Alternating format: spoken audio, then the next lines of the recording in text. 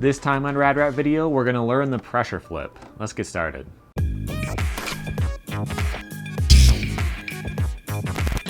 Welcome to Rad Rat Video.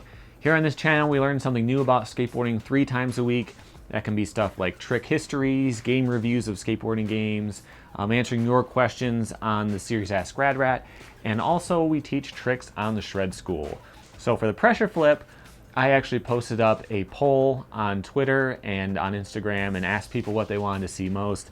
And the pressure flip was by far the winner of the ones that I mentioned. So if you want to be involved in helping figure out what I'm going to do next, follow me on those places and you can help vote. But the pressure flip is actually a really interesting one for me. I made a video recently about the history of the pressure flip. You can watch it right here. Why people hate it, whatever happened to it. Why it was so popular and then it went away. And one of the things I mentioned is that it wasn't that popular after a while because it was just so easy and anyone could go learn it in an afternoon. And I got a lot of comments talking about how people couldn't figure it out and this trick was actually a lot harder than that.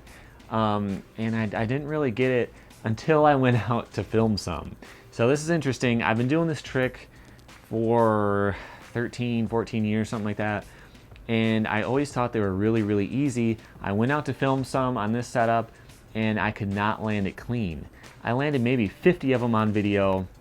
Only a handful of them are actually worthy of watching in slow motion. So that's a little heads up when you watch them. They're not all gonna be great. And the reason for that I figured out is because now I skate loose trucks. Back in the day, I would have the tightest trucks you can possibly get. In fact, on my freestyle setup, I had these, which are actually one piece. You cannot loosen these and turn. These do not turn. They bend a little bit depending on how hot it is outside, but they're basically rock solid. And if you want to learn pressure flips and you're having a lot of trouble, tightening your trucks up a lot will help. Of course, you don't want to adjust your setup just for one trick. So hopefully you do that, you get used to the trick, and then you can loosen them back up again and try to figure out how to adapt it. So keep that in mind. The tighter the better when learning this one. I'm going to talk it through both ways because all the ones I did were on really loose trucks. So let's go ahead and get started with the trick. So the foot position you want, even from the start, this is going to depend on how tight your trucks are. For me, back foot right about here, front foot about here. If your trucks are loose, your front foot actually matters a little bit because you have to balance out where your back foot is. So for me, I have to have my foot right about here, like on the very edge of the board, almost ready to fall off because so much of my weight is on the toe side over here. If your trucks are really tight, what you can do and what makes it really easy is you can put a ton of pressure on this part of the board. And that's why it's called a pressure flip. You can put all your weight right here, like your toe right on this edge, and just really cram it in there. And then this foot's just holding the board onto the ground. Then you jump and you pop down and the board will just go crazy. If your trucks are looser, what you have to do is a lot more complicated. You ride in this position, but you don't put any pressure down until you pop it. Pro tip for you, if you are getting ready to do the trick, you're bending down, you're starting to get ready, and one of your wheels comes up, throw it away. Forget even trying it. That happened to me a lot in practice because you have to ride really centered.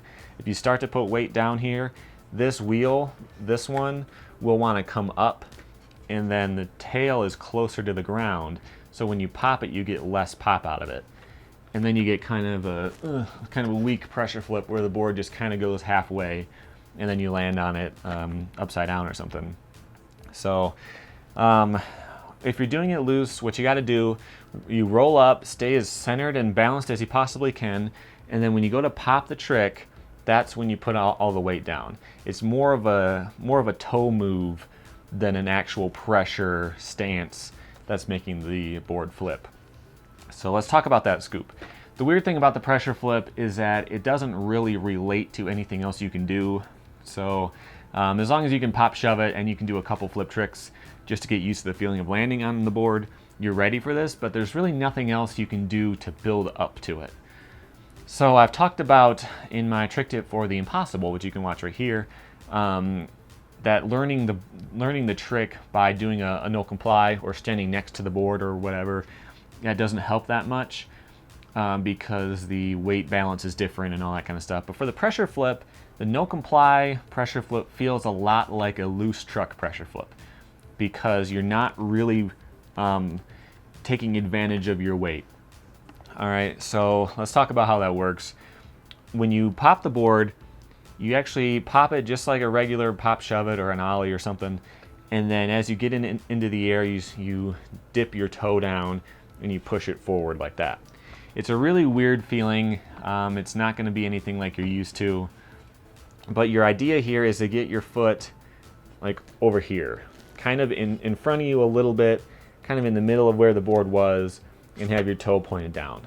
So it feels pretty weird. It's a lot different. It's not really like a pop and then a flick. It's not like a late inward heel. It's all in one motion. Tighter trucks are going to make it easier. You put that pressure down, you get ready, and as you pop it, the tail doesn't touch like this. Actually, the side of the tail touches like that. And you can see your board's going to do this after a while. This is mostly from front side no comply stuff, but it's going to wear out that same spot because that's the part of your board that's touching the ground, not the tip of the tail. That should kind of help give you an idea of what it should feel like, where the side of the tail touches and you push it forward. And so that's really the best way to get that board to flip. Again, like I mentioned, standing forward and really popping the side will help a lot to sort of get you in the feeling of what that trick feels like to get it going. So you pop the board, it's starting to flip, and the toughest thing at this point is going to be staying balanced. With tight trucks, no problem. You had a really solid base that you jumped off of and you can just land right on the board, you can catch it, no problem. But if you started with a really loose truck, the thing is you're standing with your front foot here, your back foot here, so you're kind of facing forward. And as you push the board backside, it's going to turn you even a little bit more forward. And trying to stay over the board and catch it bolts is going to be really, really tough. So for me, my average landing foot position, if I just throw one and land it, it's going to be like back in pressure flip stance. I'll land like this. And you'll see that in a lot of the footage. It's a tough thing to really stay over, because if you want to keep your weight over your front foot and keep it centered, then you're not going to have that pressure where it needs to be. So it's something to work on, something for me to work on as well. But trying to adjust your foot position and get a little more stable, a little more solid is going to go a long way with that one. But let's talk about the height for a second. One of the big issues that a lot of people have is that they're not very high, they think. They say that's the reason why no one does them. It's because they're really low and really sloppy. And that's not really the case. To me, pressure flips are one of the easiest tricks to do really high. You can just adjust your foot position to be more back here, and you can really pop it as high as you want. The problem is, for me, was the catch and my knee. If I'm jumping as high as I can only skate for about 10 minutes. So I had to be a little more reasonable with it. But it is definitely something that you can do high, and it might actually be easier.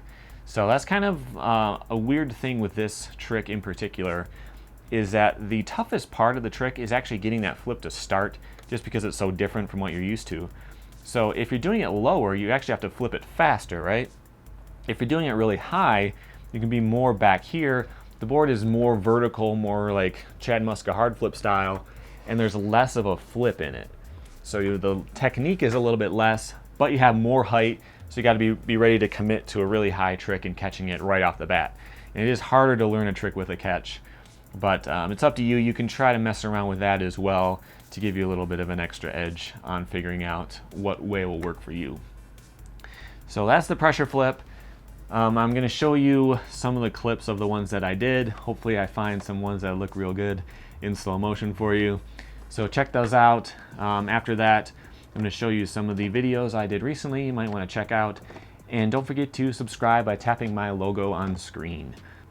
Also, follow me on social media. I have a Twitter and Instagram link in the description, and you can vote for future videos that you want to see as well. That's it for this time. Thank you for watching.